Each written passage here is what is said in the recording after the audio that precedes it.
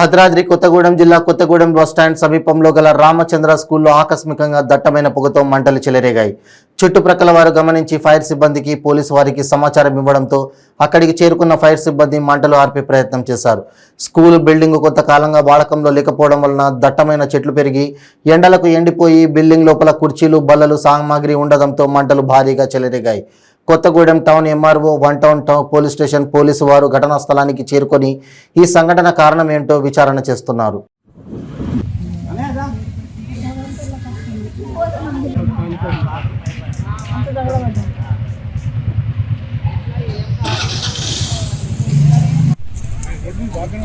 అవును, రెండు బాగా వస్తుంది.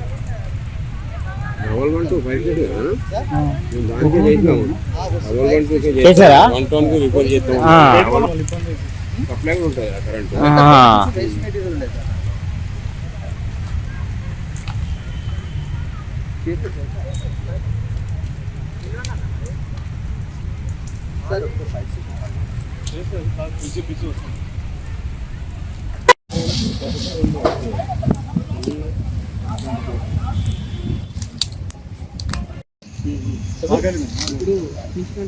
నీళ్ళు కూడా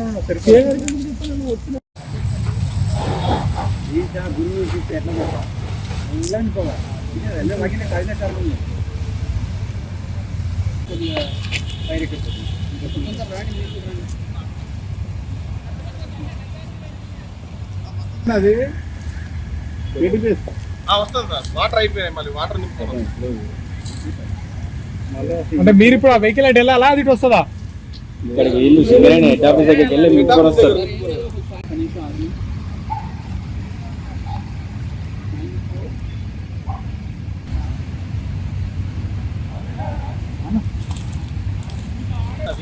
సార్ ఏం లేదు, బస్ స్టాండ్ దగ్గర ఫైర్ యాక్సిడెంట్.